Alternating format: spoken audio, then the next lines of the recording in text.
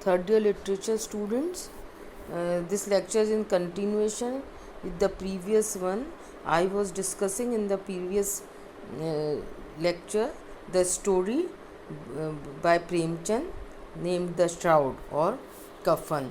I had taken up a few paragraphs of the story in order to give you the background of the story, and I had given you a biographical sketch of Premchand and the kind of writings he did.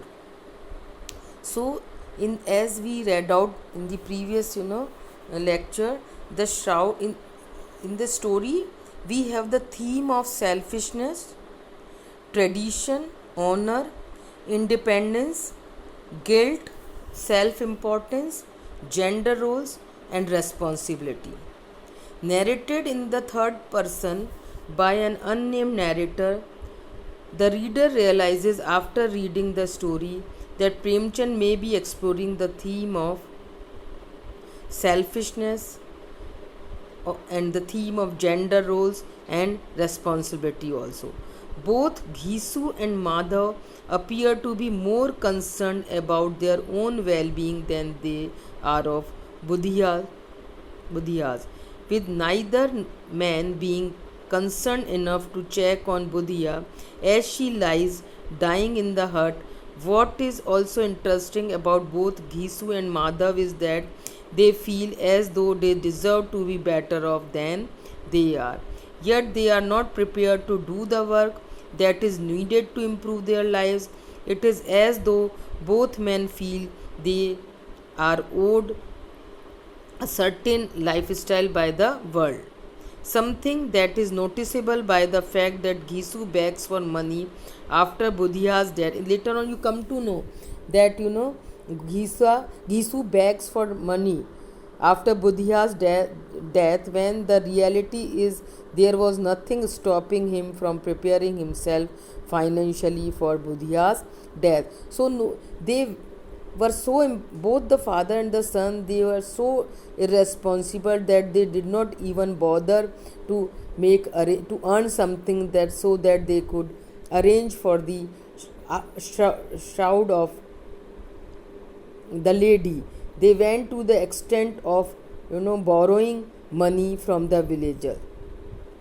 The work was there for both Gisu and Madhav, but neither man was prepared to do it. Rather, both men preferred to live their lives as idlers. The shroud story, the shroud itself may also be symbolically important, as Premchand may be introducing it into the story to highlight to the reader the sense of tradition that exists. However, tradition is not followed due to the fact that Gisu and Madhav decide to get drunk rather than buy the shroud. Not only have they been, later on you will come to know that Gisu and Madhav, they borrow money from the villagers in the name of buying kafan. But instead of buying shroud or kafan, they decide to get drunk rather than buying the shroud. Not only have they been dishonorable to Budhiya while she was alive, but both men also dishonor her memory by not buying a shroud for the cremation. It is also possible that Premchand is placing spotlight on the role women played at the time the story was written. Budhiya appears to have done all the work, while Ghisu and Madhav sat around and done nothing. It is as though Budhiya was treated as no more than a slave by both men, possibly because she may have been considered inferior to both men due to her sex. If anything, it would seem that Budhiya had no independence and filled a role that was expected of women, to be both unpaid workers and child bearers. Premchand also possibly suggesting that the role of the family within a marriage of family was to be subservient to the male. So he is reflecting on the condition of women and also focusing on patriarchy at that time, how men dominated. They not only dominated, rather they considered women to be subservient to them and expected to play them all kinds of roles and exploited them. So look at these lines. I'll read out certain lines to you to bring out the theme of the story. If only the two had been ascetics, then they would not have needed any exercises in self discipline to achieve contentment and patience. Now the author is being uh, he is making a satire on these two men. He says that had they been two saints, ascetics are the saint, then they would not have needed any kind of homework to discipline themselves, because they had already achieved a stage of patience and satisfaction, because they never bothered to do anything, and at the same time they were satisfied with the kind of life that they were spending. So the author is being ironical about these two men when he says that had they been saints, they would not have needed any kind of exercise to discipline themselves in order to, because saints are expected to be contented and have patience. But these, he is making satire on them, that these two men, they were already contented or satisfied with the kind of life they were spending. This was their very nature. Theirs was a strange life. They spent a very strange kind of life. Except for 2 or 3 clay pots, they had no goods at all in the house. They had nothing in their house except 2 or 3 pots of clay. Except 2 3 clay utensils, they had nothing. Covering their nakedness with torn rags, free from the cares of the world, cares, worries, laden with, so they were loaded with debt. They had borrowed all kind of money from the villagers, and but they were still they were free from the worries of the world. They never bothered to earn anything, and they were totally satisfied with the kind of life they had been leading. They suffered abuse, they suffered blows too, but not grief. And they suffered, people abused them, they scolded them, they thrashed them, but they became immune to all these things, and they were never sorry about their state of affairs. They were fully contented or satisfied with their state of affairs. They were so poor that without the smallest hope of repayment, people used to lend them something or other.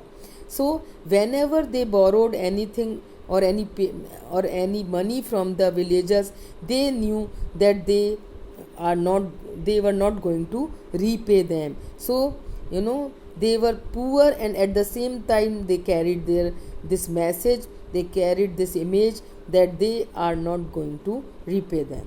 When peas or potatoes were in season, they would dig up peas or potatoes from the fields and roast and eat them, or break off 5 or 2 stalks of sugar cane and suck them at night.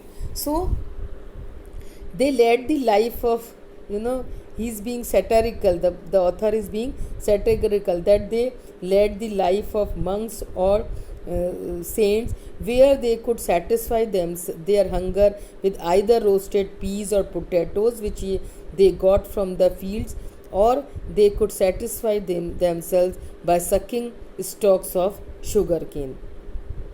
Ghisu had spent 60 years of his life in this pious manner. So look at the word pious. Pious means the kind of life, the purity that a saint has. And he says that Ghisu had spent 60 years of his life in this pious manner, in this pure manner. So the poet again, the author again is being satirical, that they were leading a kind of a life which sages or saints spend living on bare minimum. and Madhav, like a dutiful son, was following in his father's footsteps, or rather, was making his name even more radiant. Again, he's being ironical. Premchand is being ironical when he says that Madhav, like a dutiful son, did what followed the path which his father had taken up, and he was carrying his name even more brightly than his father. Means he also carried the image with among the villagers that and even more he was more famous for not doing anything than his father. This time too, both were seated by the fire, roasting potatoes that they had dug up from somebody's field. So when Madhav's wives is suffering from labor pain, they were busy roasting potatoes which they had you know stolen from somebody's field. Yisu's wife had passed away long ago. Madhav's marriage had taken up the year. So Madhav has been married just for 1 year, and Yisu's wife had already passed long ago. Since this woman had come, she had laid the foundations of civilization in the family. So this look again, he's Premchand is being ironical when he says that this, with the coming of this village, there was a little improvement in their lifestyle. Grinding grain, cutting grass, she arranged for a couple of pounds of flour and keep filling the stomachs of those two shameless ones. And so these two human beings, men, Gisu and Madhav, they are totally shameless. His wife, Madhav's wife, used to really work hard for them, and she used to then fill the stomachs of these two men. After she came, they both grew even more lazy and indolent. They became even more indolent, lethargic, idle, and lazy after this women came. Indeed, they even began to swagger a bit. If someone sent for them to work, then with splendid indifference they demanded double wages. And not only that, they went to the extent of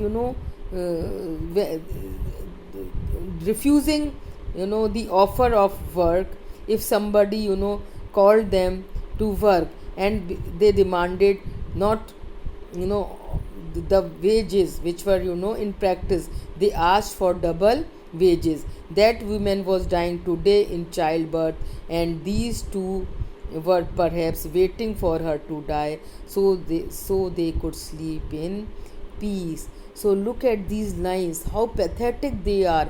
And the author is telling you the pathetic situation of woman who is dying in pain, who is in dire need of medicine and food, but she is not getting anything, and these two cruel men, they are waiting for her to die so that they could sleep in peace. So see the condition of women of that time. The author is emphasizing this aspect of women's life. Thank you so much. I'll be taking the next the remaining story in the next lecture. Thank you.